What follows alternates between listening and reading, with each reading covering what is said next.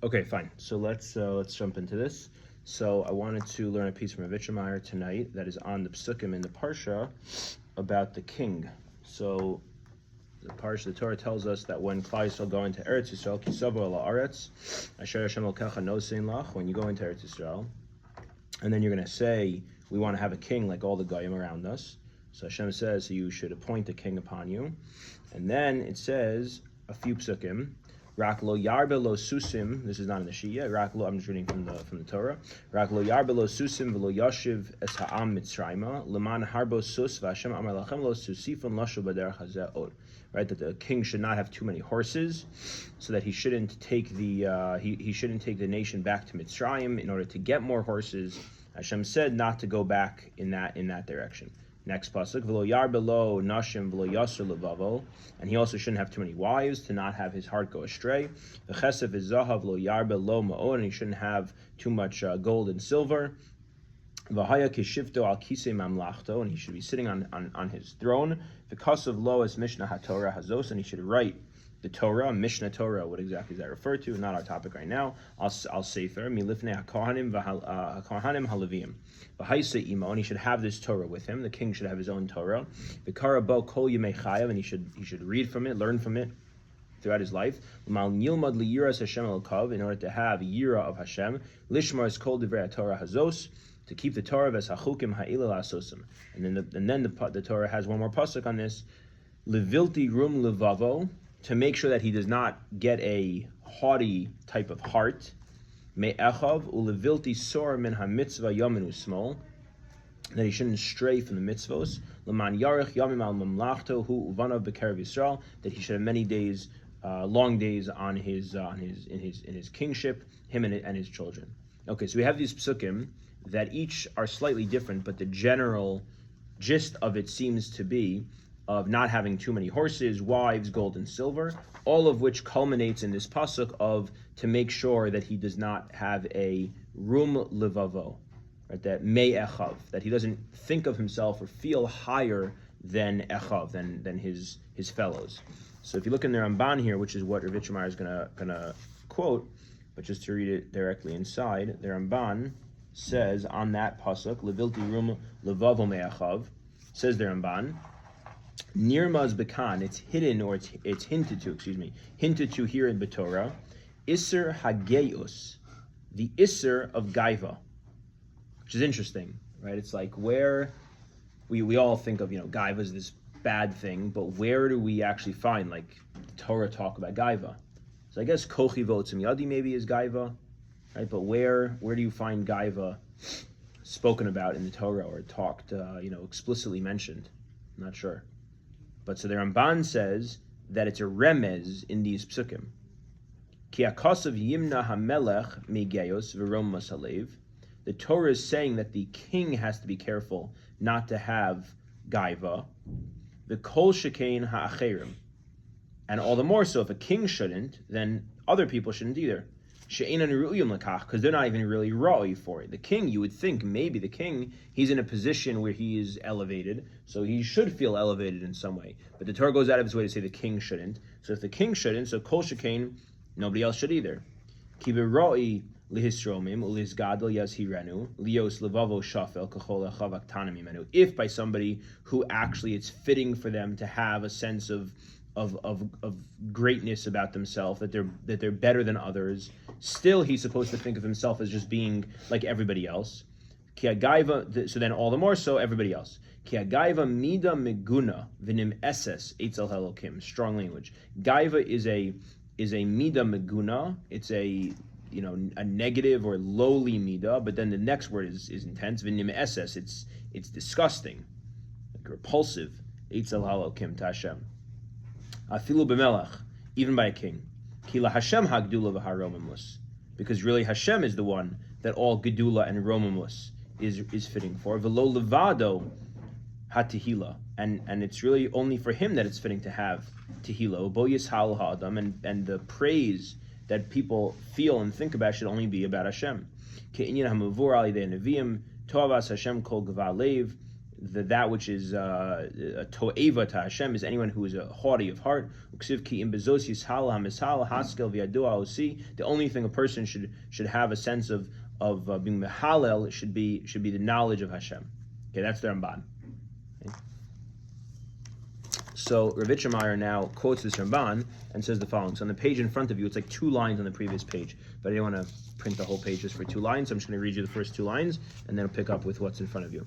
So he says, V'hinei, Parshas matzino kama tzivuyim hamiyuchadim l'melech. We find a number of different mitzvos that are specific to the king. Lo yarba lo susim, v'lo yarba lo nashim.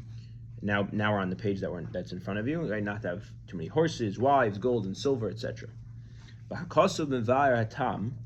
the Torah tells us the reason is shehu b'shvil levilti rum levavo me'achav, that he shouldn't have this haughty heart. Levilti sormin mitzvah yamin, who is small. Leman yarich yamim mamlachta, who one of the Kerev Yisrael, as we just read. Because of her Ramban, and the Ramban says, as we just read, shekan remez le'isur gaiva, v'hatorah mazhir rakas hamelech. The Torah warns specifically the king, she'etzlo shayach hanisayon shel gaiva machmas gadluso, because by him it's more shayach that he's going to actually have gaiva. So that's why the Torah specifies the king.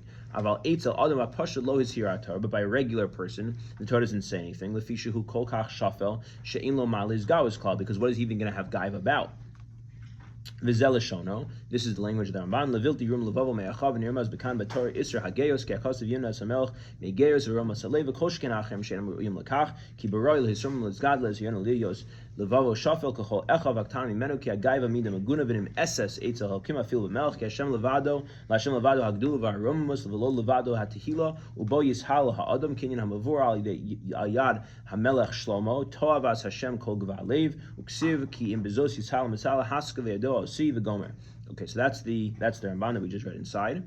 V'hu kanal derak mishu b'chinas Rachel sheyesh lo hamasagas u'madregos v'kanal yesh lo nisayon shel gaiva.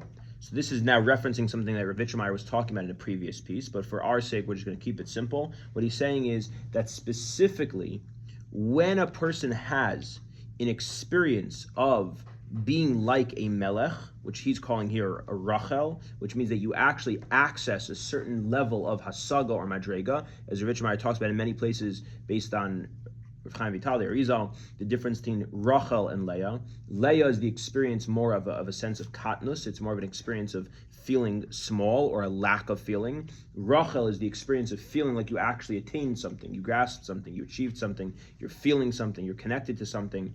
So when you have the Rachel type of experience, that's a moment when you actually might develop a certain type of gaiva, because you actually think you are something. You finished the Masechta, you experienced something, you made a lot of money, you're having a big moment, you're something, you gave amazing advice to somebody, you feel like you're something special. That's a Rachel type of moment. When you have that moment, that's when it's shaykh to have gaiva. So that's where the Torah goes out of its way to speak specifically to you in that moment about gaiva. Meaning what he's saying here, I think, is something subtle. Because the way the Ramban, he's actually, in a sense, he's making a small shift in the way he's presenting the Ramban from the way the Ramban himself says it. I don't think, chas v'shalom, it's a steer to the Ramban, but he's making a subtle shift that I think is very important. That is what I would say is kind of al pi Chasidus. This is the way that Chasidus learns and brings Torah down for us.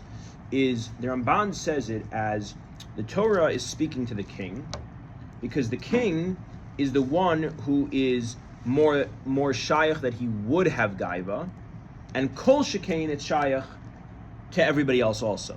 Right? That's how the Ramban says it. It's saying it by the king, because the king is the one who might think I'm actually allowed to have a certain type of gaiva. So the Torah says, no, even you, who maybe there would be a havamina that gaiva is shayach for you, you still can't have gaiva. So kol shekain everybody else who it's not even shayach to have a havamina to have gaiva. The way Rav Itche Meir is saying it is slightly different. What he's saying is every one of us has an aspect of our lives in which we can experience the experience of being a melech. And the Torah is speaking to us to be very aware, to be extra cognizant about when we have those moments, that we have to make sure that those moments don't turn into gaiva. Right? And that's why I say that's al pi Chasidus, because that's what Chasidus does with everything in the Torah. Is instead of thinking that the Torah speaks to, when it's talking to Kohanim, it's talking to Kohanim. When it's talking to a Melech, it's talking to a Melech. When it's talking to a poor person, it's talking to a poor person. When it's and each are separate. Instead, actually, or even on a more basic level, when it tells a story of Yakov Avinu and Esav, it's talking to Yakov and Esav, and it's telling us a story. But what Chasidus does is it says, no. Yakov and Esav are expressions of certain spiritual dynamics and experiences that exist within every single person. And so when the Torah is telling a story of Yaakov and Esav, it's telling a story about your life. When the Torah is talking to a king or to an ani or to an ashir or to whoever it is, every one of us has an aspect in our lives, a moment in our lives, a dimension of who we are, in which we are the melech, we are the ani, we are the ashir. And so what it's speaking to those people or those stories, it's actually speaking to each one of us in that sense. So when the Torah here is speaking to a melech, it's teaching us something about realizing that we all have moments or aspects of our lives in which we actually feel a sense of superiority to others. Because there's some way in which we, on a surface level, or maybe on a real level, not just surface, on a real level, we do have a certain superiority. There is such thing as hierarchy. So somebody does give more tzedakah than somebody else. There's a quantity to that. There's a reality to that. Somebody does know more Torah than somebody else. There's a reality to that. Somebody davens with more kavanah than somebody else. Like these are actual things.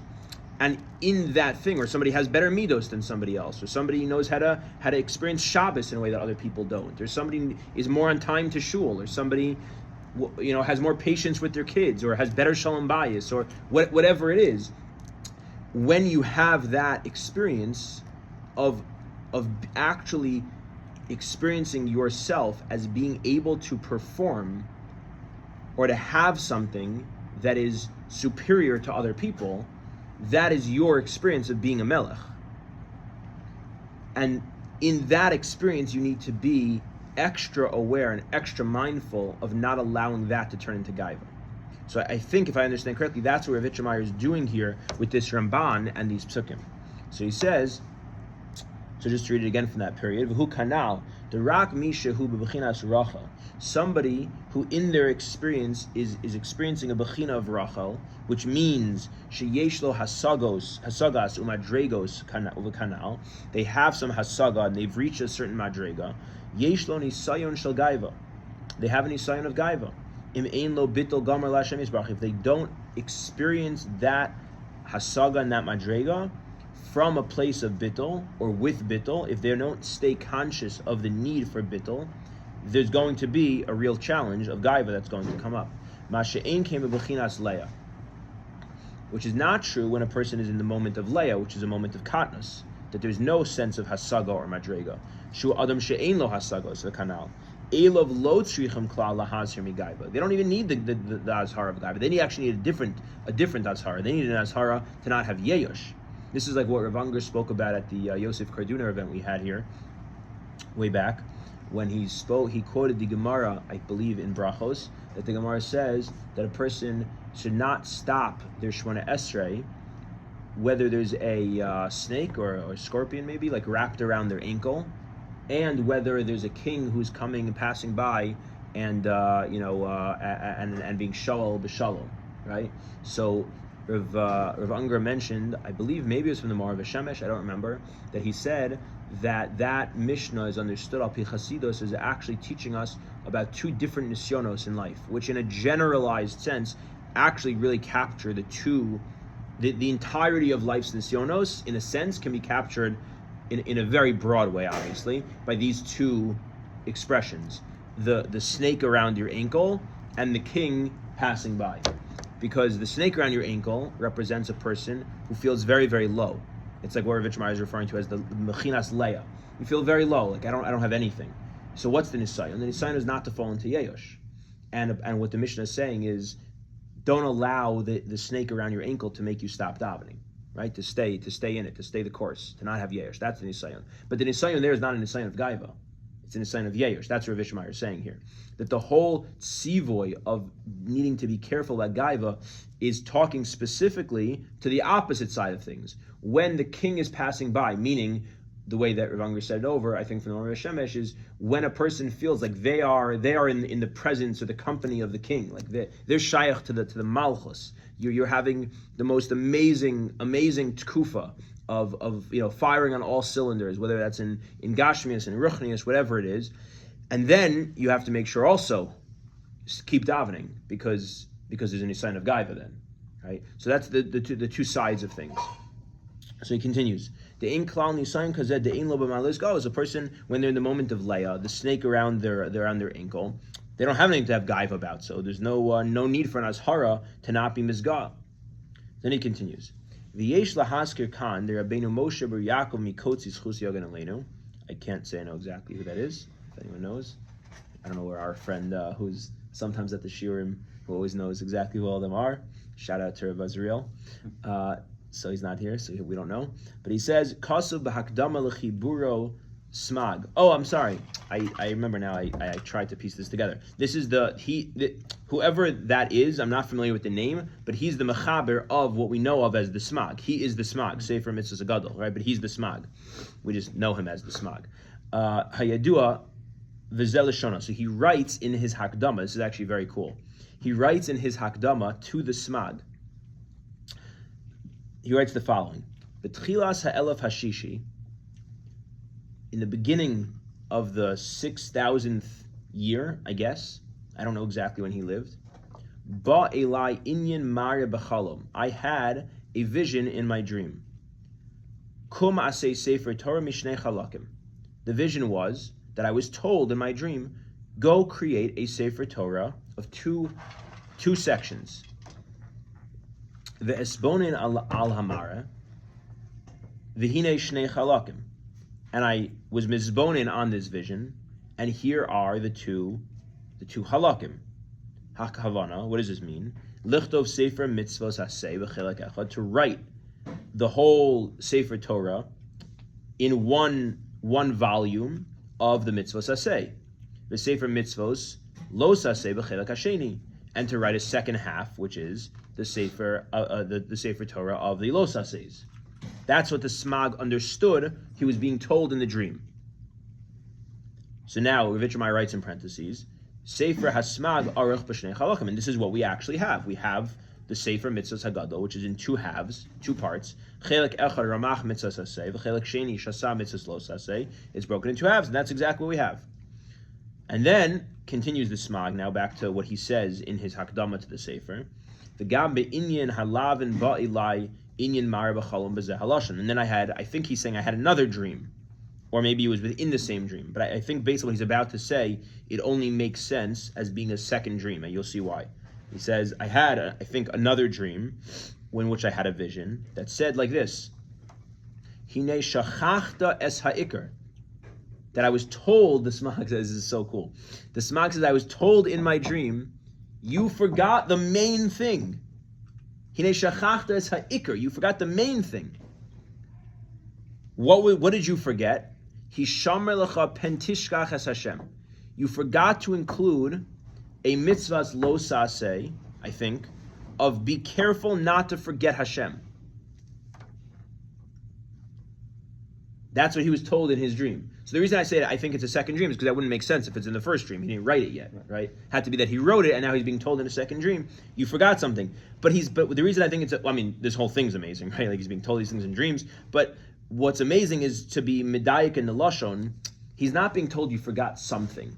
He's being told you forgot the whole thing. You forgot the whole thing. Shechachtas ha'ikr. You forgot the main thing, I should say. You forgot the main thing. What's the main thing? To know Hashem.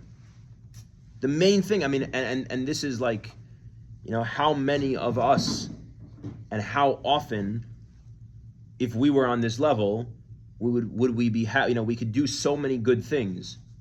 Baruch Hashem, so many of us are zocheh to do so many good things. But how often would it be shayach, even with all the good things we're doing, that we should be having a dream where we're being told, wake up, you're doing so many good things, but you forgot the main thing. You forgot to think about Hashem. It's like the story with Rabbi Nachman that they say that there was he had a room, I guess, by the marketplace, the town square, and he saw one of his Hasidim was running from here to there and selling his goods and trying to make a parnasa, and maybe he was doing a lot of good things. Maybe he was like making money and then giving to some tzedakah, and maybe he even like did a chesed to bring on somebody who needed a job and was helping him out, and he was running to catch a mincha, and he was running to a chavrusa in the middle of the day, and maybe he was doing a million good things. Rabbi Nachman stopped him at the end of the day. He called him over at the end of the day, and he turned to me and he said, "Did you remember to look up at this? Did you look up at the sky today? Like you were running around the whole day. You did a million good things. I wasn't watching you going and doing averos. You were doing mitzvos. But did you look up at the sky today? Like did you remember? Did you remember there's something called Shemayim?" So the Smag finishes writing a sefer. This is a monumental sefer. The Smag. I mean, this is a classic. The Smag, and then he gets another dream and he says, "But you forgot the main thing. You forgot to include that a Jew has to make sure not to forget Hashem. It's the main thing." Ki lo hayadaiti lechabro, so says the Smag, because I didn't have in mind lechabro b'minyan shasal lo saseh. I didn't have in mind that I should include that pasuk as its own mitzvah, as one of the 365 mitzvahs lo saseh. I didn't have that in mind. I didn't think it was counted.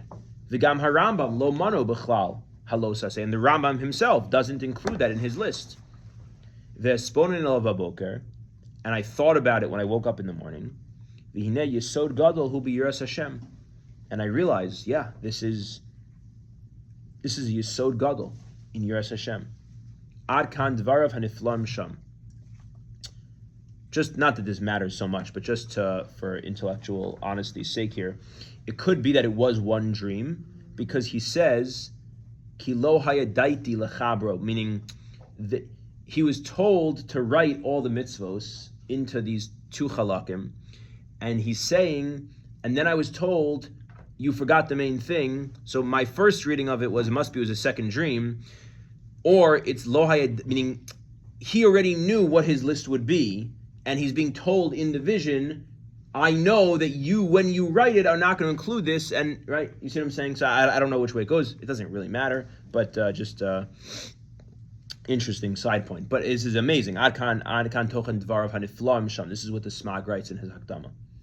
V'achein b'mitzvahs lo saseh herich hasmag b'biraz harazu. So this is what we find actually now after that dream in the Sefer of the Smag, in the Sefer Mitzvah Sagadol, Mitzvah Samach Dalid. The Smag has an arichos of specifically this mitzvah, which, as he was told in his dream, is the Iker. Hisham elecha pen tishkach es Hashem, to make sure not to forget Hashem. Azhara shelo yizgo Yisrael, is an azhara to make that Klal Yisrael should not have a gaiva. Kisha Kadosh Baruch Hu mashpiyam lem tova, is we all know this, but it's something that needs repetition again and again. Is the danger of when Hashem gives us good, to not allow that to turn into gaiva. Now, what you see here, I think, in the way that because what does gaiva mean? Like that's, we're talking about gaiva, but what does it mean even? So what I think you see here in the Smag, at least, is that gaiva means forgetting Hashem. Gaiva means thinking it's me, thinking it's myself. That's what gaiva means. Gaiva doesn't mean thinking I'm great, and not having gaiva means thinking I'm nothing.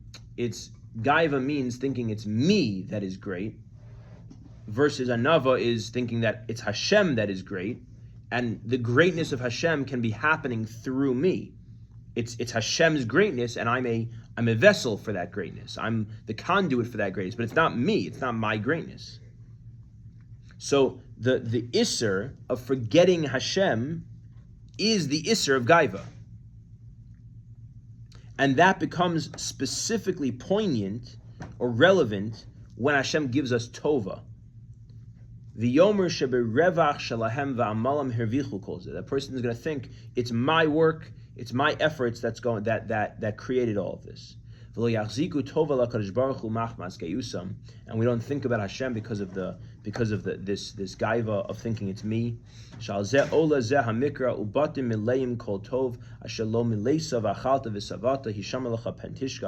these psukim that emphasize the need to make sure that specifically when you have the achalta v'savata, specifically then you need to have the extra reminder to not forget Hashem. And this is the azhara, to not have gaiva in what Hashem gives us, the grace that Hashem gives us, the hein b'mamon, wealth, hein b'yofi, looks, hein b'chachma, wisdom, elayesh lihios ana v'shafel barech, I think, lifnei halokim v'anashim, ulahodos lebor shechananu zos hamayla. To have this shvelus, this anava, in front of Hashem and other people, and to have hodah to Hashem who gave us whatever greatness it is that we have. And Mesechah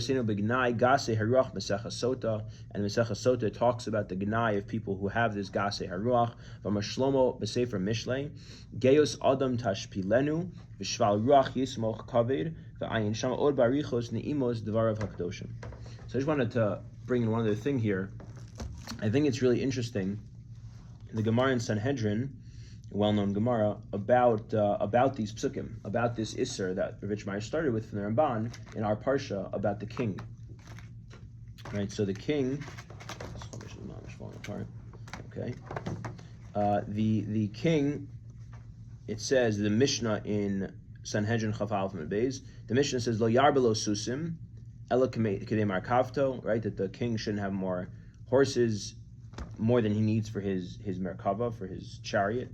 The kesev ezav lo yarbelo ma'od el kadei lita in Espanya. The kosev lo sefer tolishmo. So it's going through the halachos of these psukim. So then the Gemara there says, hold on, I lost this. I had it before.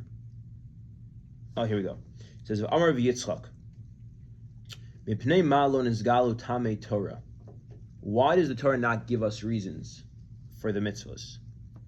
Shaharei shtei mikros nizgalu taiman, because there are two times that the Torah gives us its reasons. Nichshal behen gadol ha'olam, and the gadol ha'olam, right? Shlomo HaMelech is the gadol ha'olam, stumbled on specifically these isurim that the Torah gave us reasons for. That's where Shlomo fell.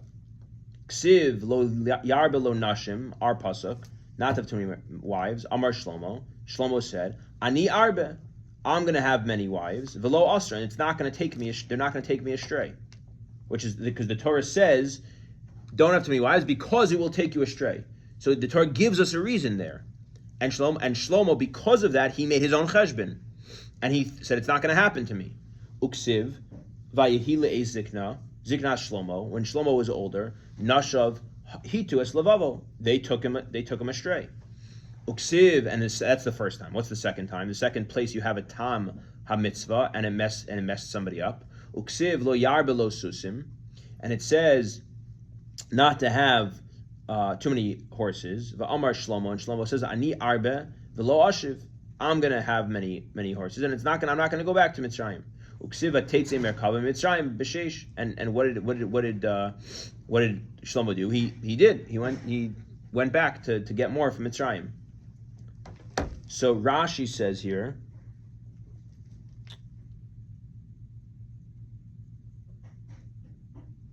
what was the Rashi? Okay, maybe not. I don't know. I thought there was an important Rashi in this. Maybe mixing up with something else. Okay. I mean, first of all, this Gemara is very interesting because it's like, why didn't the Torah tell us reasons for the mitzvos? This is tangential, but why didn't the Torah tell us reasons for the mitzvos? Because the two times it did, you see that someone stumbled, even Shlomo HaMelech stumbled. Because why did it tell us those two? Also, the Torah was before Shlomo ever did anything. I guess Shlomo was a siman, not a siba, right?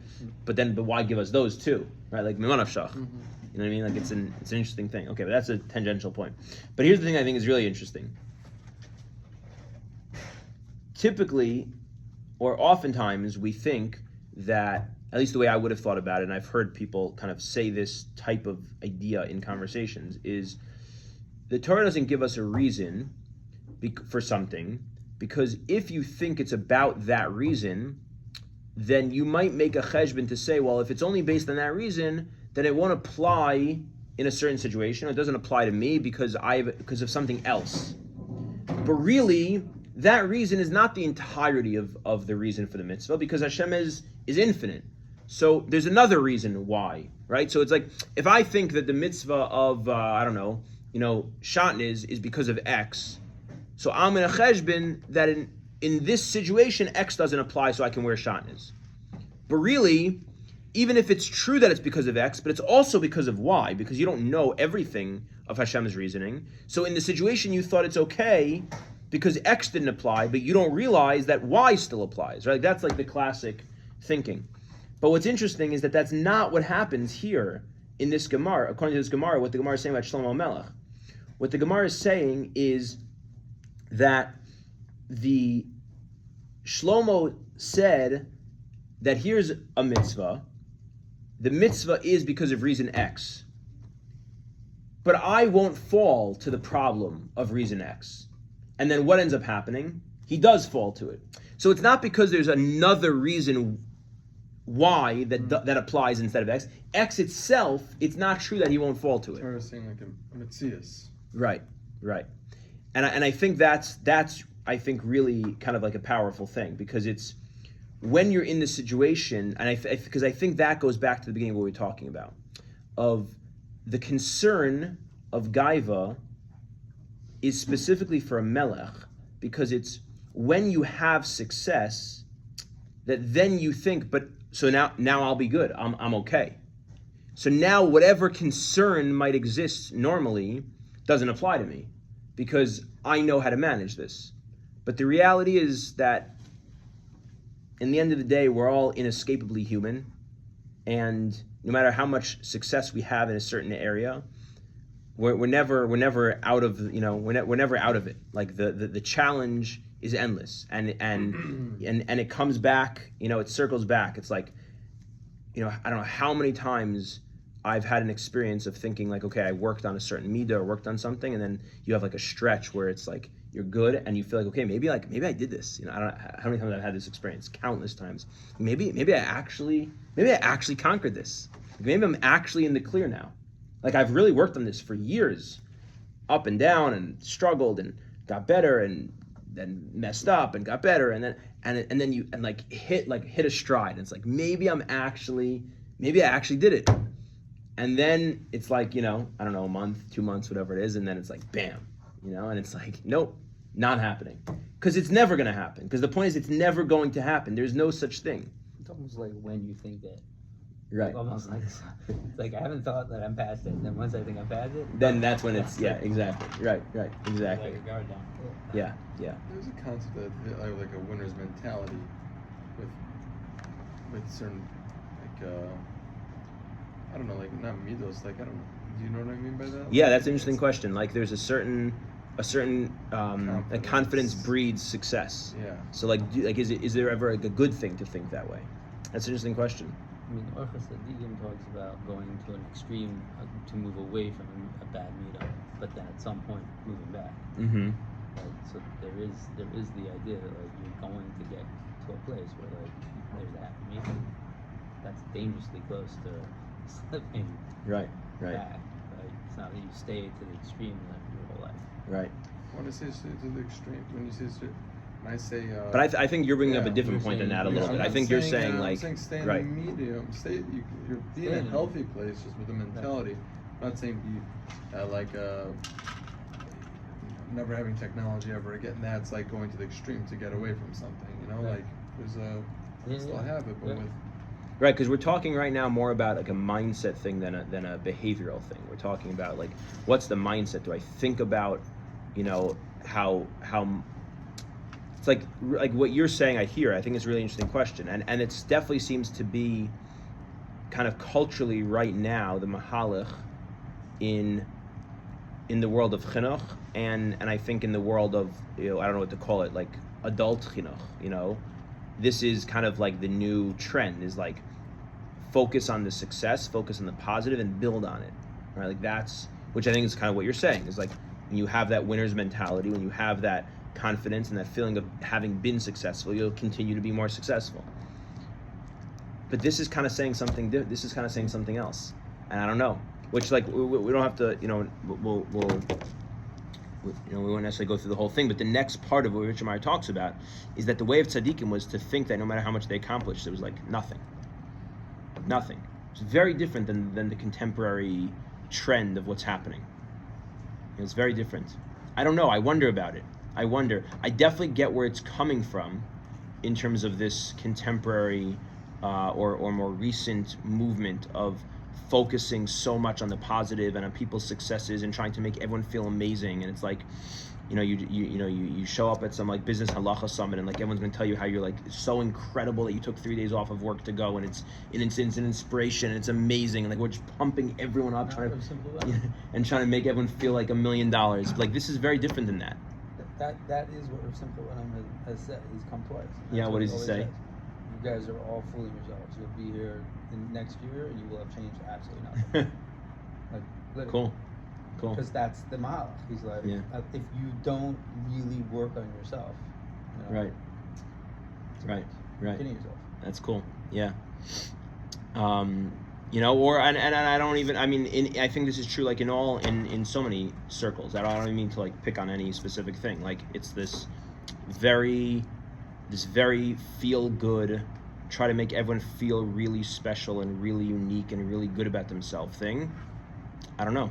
It's like an interesting thing. There's definitely it's the new mindset of everybody gets a trophy in the league. No, but it's beyond that. Like Rabbi Waxman comes and he is so much more like we are the generation that's bringing Mashiach. He's like pumping us up, right? Like that's his message, time and time again. Right? It's not we're getting a trophy. It's you are awesome. Right. Right. I think these are contradictions. I think that the Dor then didn't have that element of emotional softness that the Dor that we are in has, and those tzaddikim in that Dor were able to live with a different level of. Rav Itche Meir is saying this right now. This is from 2 years ago. He's saying this for our Dor.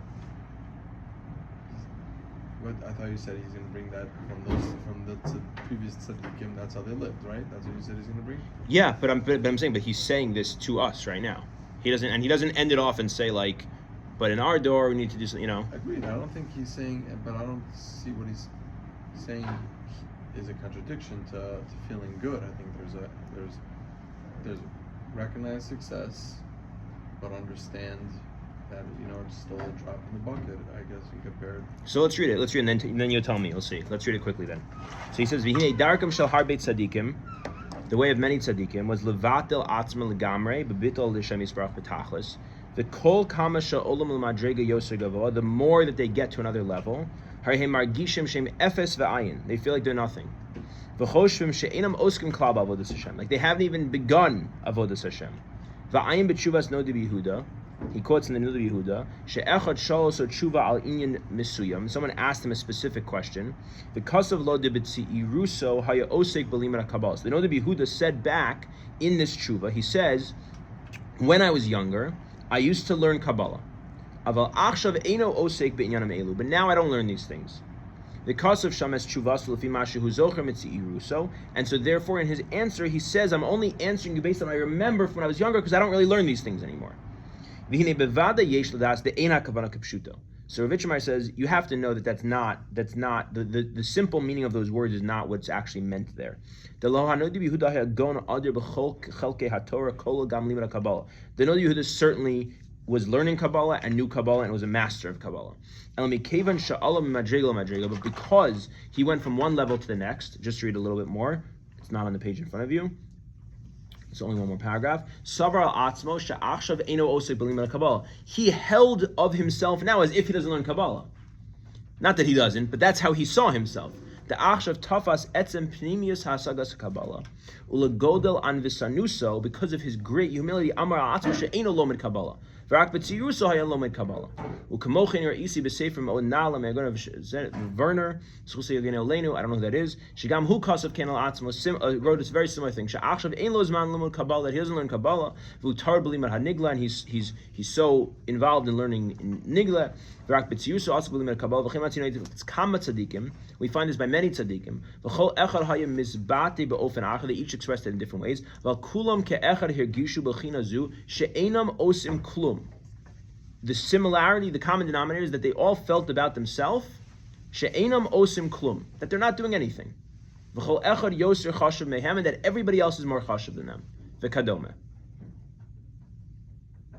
I don't know.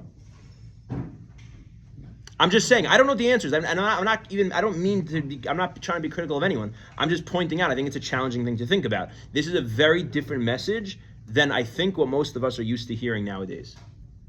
I don't know. I don't know what to do. I don't know. I'm not saying right, wrong, or anything. It's not a contradiction.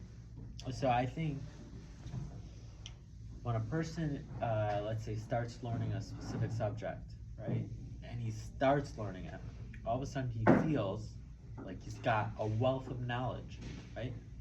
Once that person starts specializing in it, all of a sudden he realizes how little he actually knows, and that there's this massive world, and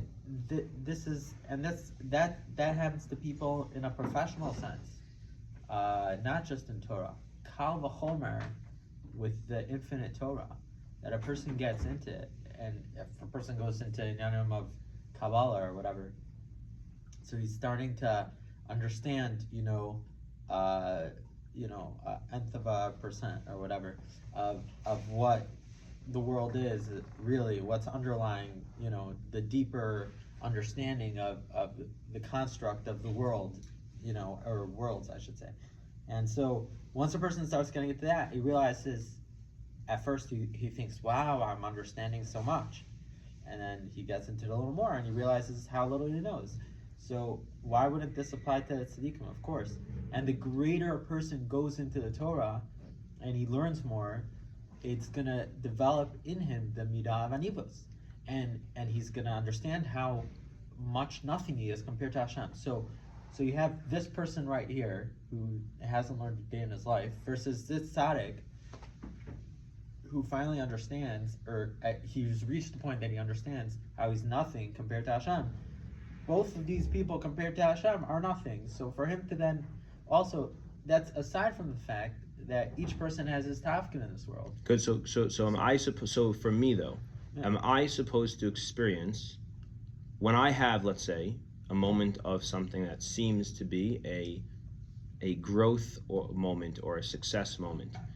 How am I supposed to process them? Am I supposed to be looking to find within that the ability to feel really good about that, because it's going to propel me to more success if I feel really good about that? Or am I supposed to be working to actually find the way of, no, look at this is nice, but it's kind of nothing compared to the endlessness of Hashem's perfection, and nothing compared to X, Y, and Z and all these things? Or am I making it too black and white? Maybe there's some middle ground, or there's some deeper, I don't know. That's what I'm asking. Right. So there are two aspects to it. So first of all, it's the aspect of how you think of yourself, right? And the other aspect is, do you have a good feeling, a sense of accomplishment? Okay, but feeling a sense of accomplishment, like a person could be doing a menial job that does not elevate him at all in stature. But when he gets that job done and he sees, oh, okay, I got the job done, he has this sense of, accomplishment. And so we need to take away that sense of accomplishment? No, I don't think that's what this means. But should he think of himself as some great guy because now, he cleaned the toilet? No. But now it's clean and it feels good that he cleaned the toilet. Let me give you an example, okay? So let's say I go and I speak at let's say last week I spoke at the, or 2 weeks ago, whatever it was, like at the Chabad Kinus HaMachanchem. Okay, so I'm speaking to a room of teachers and Rebbeim. Or I go and I speak to women in this, organization called Chizuk Mission. They're doing like a leadership retreat and whatever, any of these contexts, okay? So the way I open up my speeches, typically in one of these kinds of contexts, and I mean it, it's genuine, is to talk about how amazing it is that I think that these people are there. I talk to their rebbeim, the teachers, and before I get into whatever my presentation is about, I share a message of reflecting on how incredible it is, in my view, that they're doing what they're doing, that they've dedicated their lives to be teachers. I quote from Rav Schwab. Rav Schwab talks about al pleitas beis sofreim in every Shemona Esrei. We talk about it refers to teachers because so few people are willing to be teachers, because the two things that motivate people in this world, honor and money. Teachers don't get honor, teachers don't get money. So no one wants to become a teacher. So Chazal made a bracha for him. And I give them this, I try to really express what I genuinely feel is like a real pump up of who they are and what they're doing. Right? Or I speak to these women and how we literally live in a famine, like a desert and famine of women's, of women having real connection and programming and shirim or anything. And so these women who have stepped up to try and create that in their respective communities, how that's mamish, like, Klal Yisrael and Nigal because of Nashim Tzidkanios time and time again, and they're playing that role. You get what I'm saying? Like, I'm pumping up what they're doing. I get you. Maybe I should be standing up there and being like, guys, you need to all reflect on the fact that you guys are nothing. This is nothing. I say that jokingly how I delivered it, but do you get what I'm saying? Yeah, absolutely. But there's a difference between someone having, self-esteem versus a person feeling full of himself, right? It's a very different thing. A person could know his worth and know what he brings to the table and regard himself, with proper self-esteem. And at the same time, be an anav. Like, it's not a contradiction, but there's a fine line. So a person needs to be able to, realize that goes back to the Indian of everyone's got their job to do. Does that mean that he's more special than this person? No. He's got that job. It might be the garbage collector. And this guy, is the CEO of some, firm. But they've each got their part to play. And in the spiritual sense, it's a lot more the same. Whereas, in the social ladder or whatever, it's like, oh, this person's so great because he's this chashuv guy. But in a spiritual sense, it's a lot more even, especially compared to Hashem. So I think a person needs to know his worth. He needs to know what he's capable of and push himself to reach his potential in order to do what it is. So if you're going and giving these shirim to people, and that's something that you're good at, then you have to understand that's something you're supposed to be doing. You're not supposed to be like, oh well, who am I to be teaching all these? No, but that's people? not. But that's not the question. That's not what I'm asking. I'm not asking should I. So you're not supposed to put them down because people struggle already so much with self-esteem that sometimes they need to realize that they're in this. This is a reminder for why they're in there. Mm-hmm. They're not there for the kavod. They're not there for the money. They're in there for, Sheris HaPleita. Right. I think the answer is you're right. That is probably not the best category way to give it over. So living in a world where people are always mevatel themselves to HaKadosh Baruch Hu, but I think it's part of a process, and the first step of getting them there is getting them to buy in and have some sense of emotional or sipuk out of the physical work that they're doing. And the hope is that with time and growing deeper and deeper within the process, they'll get to a place of recognizing, their smallness in comparison to HaKadosh Baruch Hu. Mm-hmm. I mean, the isbatlos is still there. So one second. So you're saying, if I'm getting it right, you're saying that it's almost like we could look at it as there's two madregos in avoda. There's the first madrega, the lower level, not in a bad way, but it's a lower level. The lower level is that people need more of the feel-good chizuk, reflect on your successes in a way of feeling the success of it and feeling good about yourself, and that's going to drive more, and the winner's mentality type of thing, and all of that. And we need that when we're kind of like, it's almost like it's the training wheels to learn how to ride the bike. When we're, and I don't mean that disparagingly. It's a legitimate and a real thing, but it's the training wheels. No one goes straight to riding a two-wheeler. Right, 100%, and that's the point. And then, but really, if we can get there, the really riding the bike is the language. What was the language of she'inam osim klum? Like. And you see it with all, and I feel like you see it with so many tzaddikim, and that's what he's saying. Look at I don't know, you think of Gedalim who learn so much and like they run away from it. Like, they're the ones who accomplish the most, but I think it's because they've accomplished the most, they recognize. So I hear that. I think that if that's true, then I think my concern would be that I don't know if that's ever being communicated so clearly. You know what I mean? Well, I think that our answer is that we're trying to get people onto training wheels. Mm-hmm. Yeah. I think you have to come back to the fact that this comes from we're talking about a melech, right? That the epitome of who we're like learning this lesson from is a melech. That's how he starts his piece. Mm-hmm. Nobody is disparaging the melech. He is the melech. He knows he's the melech. He is the number one ruler of the world, right? That's who Shlomo Melech was.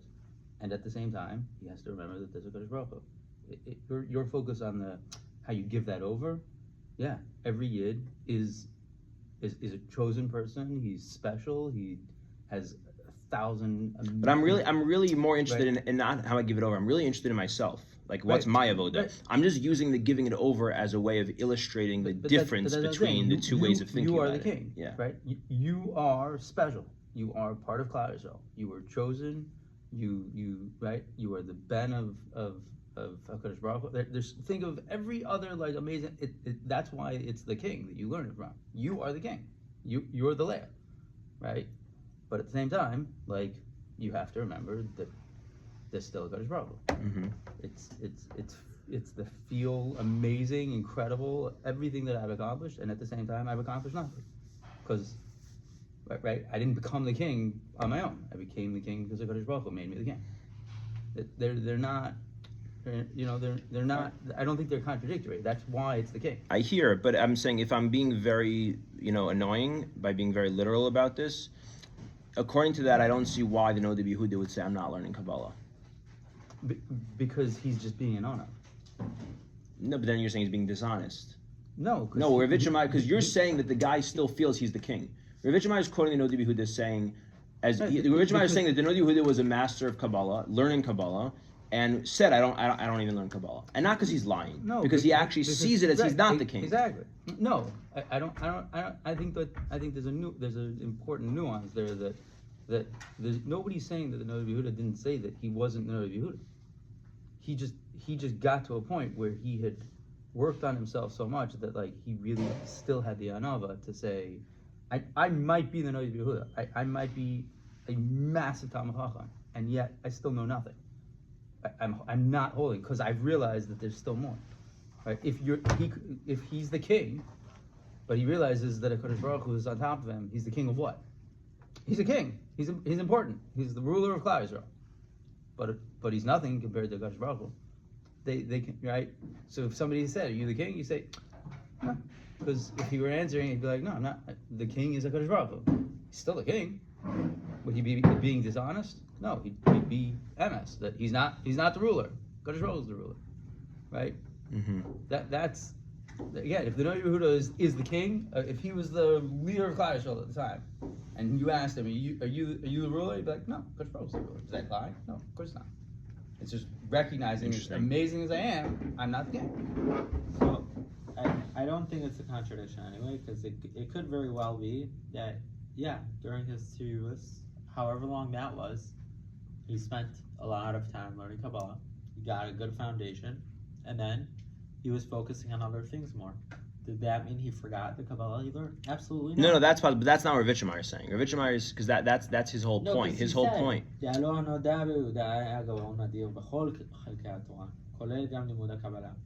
but what Rav Itche Meir is trying to say is that right. What Rav Itche Meir is trying to say is that the Nodeh Yehuda, when he said, "I only learned Kabbalah back then," that was the way that the Nodeh Yehuda related to himself, but that's not actually the metzius of. I mean, the Nodeh Yehuda could have been learning 6 hours of Kabbalah a night, and he still said about himself, "I only learned Kabbalah when I was younger," which would go back to your point, which is, what did he mean? When I was younger, I actually thought of myself as learning Kabbalah.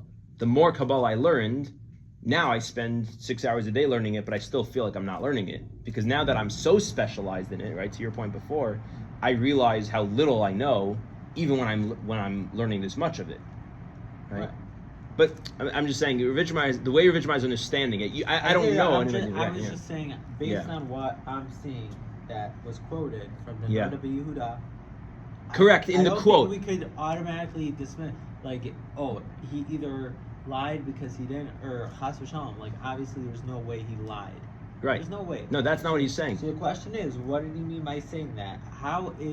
What is the truth in what he said? Right. Because there's no way it's a lie, right? Right. So if he said, "אבל עכשיו אינו עוסק בעניינים אלו," it could mean very specific. In this specific subject of Kabbalah, I am not dealing with.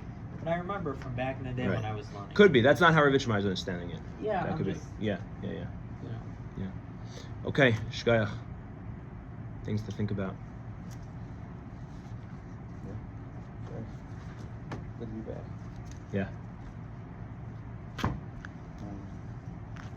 Yeah, and I think also that key point is important, that everything, is relative, but when a person is thinking about his position and his role to play, and everyone's pretty much on the same level, and there's Hashem who's so far beyond, and compared to him, we're all nothing, then at the same time, maintaining that thought, that frame, and then still realizing the value that you bring. I mean, we're given, our tasks to do.